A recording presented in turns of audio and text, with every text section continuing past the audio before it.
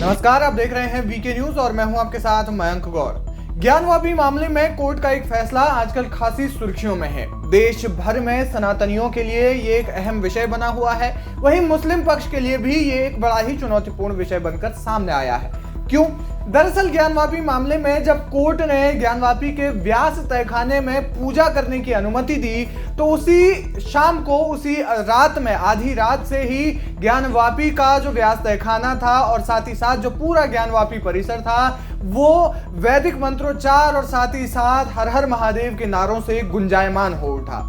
इसी के साथ वहां पर पूजा अर्चना की गई वैदिक मंत्रोच्चार के साथ साथ, और पंचगव्य के साथ में ज्ञानवापी का जो व्यास तहखाना है उसका शुद्धिकरण किया गया, गंगा जल से शुद्धिकरण किया गया। वहां पर जितनी मूर्तियां मिली है, वहां पर शिवलिंग मिले हैं। ज्ञानवापी के व्यास तहखाने की अगर हम बात करें तो वहां पर जिनकी पूजा होगी अब उनमें 2 से 3 शिवलिंग हैं, 2 से 3 इसके अलावा मूर्तियां हैं। इसमें हनुमान जी की मूर्ति है, इसमें गणेश जी की मूर्ति है और साथ ही साथ एक देवी माँ की मूर्ति की जो पूजा अर्चना है वो की जाएगी, जिनका कि पंचगव्य के साथ में पहले तो शुद्धिकरण किया गया, उसके बाद गंगा जल छिड़का गया और साथ ही साथ वैदिक मंत्रोच्चार के साथ वहां पर पूजा करने की जो आगे जो पूजा की जाएगी उसकी पूरी व्यवस्था बनाई गई।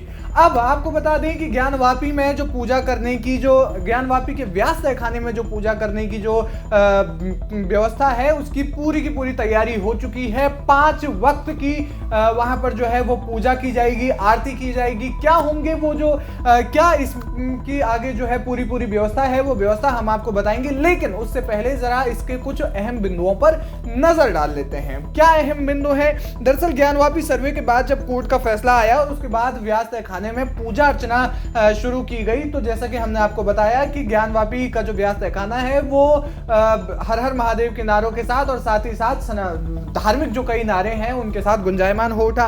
कुछ ही घंटे बाद आधी रात में वैदिक मंत्रोच्चार का गुंजायमान हुआ और इस मामले में मुस्लिम पक्ष ने जो है वाराणसी कोर्ट में और साथ ही साथ इलाहाबाद हाई कोर्ट में अर्जी डाली है।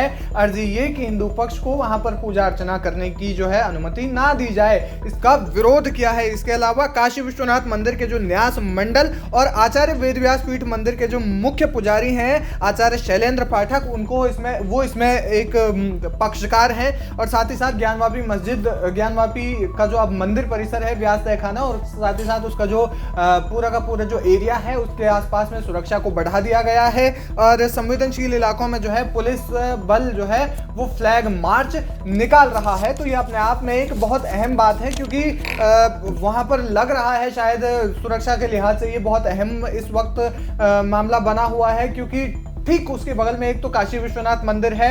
आप देख सकते हैं कि ये जो है ये काशी विश्वनाथ मंदिर है और ये ज्ञानवापी का जो पूरा का पूरा है ये ढांचा है और इसी के व्यास तहखाने में पूजा अर्चना की जाएगी। आपको बता दें कि बुधवार रात लगभग 10:30 बजे व्यास तहखाना खोला गया था, जिसमें कि साफ सफाई की गई, वहां की पूजा अर्चना की गई, पंचगव्य से शुद्धिकरण किया गया और यहाँ पर जो तमाम मूर्तियां मिली हैं उनकी जो पूजा अर्चना होगी उसका भी पूरा का पूरा जो है शेड्यूल जो है वो आ चुका है। मुस्लिम पक्ष ने जो आसपास की दुकानें बंद करने का आह्वान किया है। एक बड़ी खबर हम आपको बताते हैं कि दरअसल मुस्लिम पक्ष ने ज्ञानवापी के जो आसपास की जो मुस्लिमों की दुकानें हैं उनको बंद करके जुम्मे की विशेष नमाज का जो है वो आह्वान किया है कि अपनी दुकानें जो है कुछ समय के लिए बंद रखी जाए और उसके बाद से इसके लिए जुम्मे की विशेष नमाज जो है अदा की जाए। इसके साथ ही साथ देश भर के जो तमाम मुस्लिम लोग हैं उनसे भी इस मामले में आह्वान किया गया है, अपील की गई है कि जो है अपने अपने स्थानों पर रह करके एक विशेष नमाज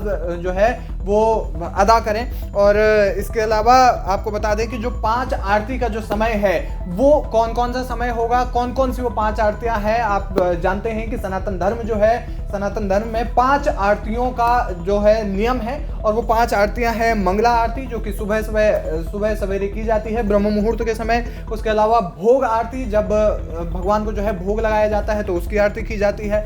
अपराह्न आरती की जाती है, यानी कि 12-1 बजे के बाद जो जो है वो 3 बजे के आसपास में वो जो है ये पूजा की जाती है, अपराह्न आरती की जाती है, संध्या आरती की जाती है शाम के समय, जो कि अमूमन जो है लगभग ज़्यादातर मंदिरों में जो है वो 6-7 बजे के आसपास में संपन्न होती है संध्या आरती। और उसके अलावा शयन आरती, जबकि जब जिस वक्त सोने का टाइम होता है लगभग 9 बजे के आसपास में ये आरती जो है वो की जाती है। तो ये जो 5 आरतियां हैं, मंगला आरती, भोग आरती, अपराह्न आरती, संध्या आरती और साथ ही साथ शयन आरती, तो ये 5 आरतियों का जो समय है वो तय किया जा चुका है। इसके अलावा पूजा के लिए पूरी की पूरी व्यवस्थाएं वहां पर आसपास में बनाई जा रही है।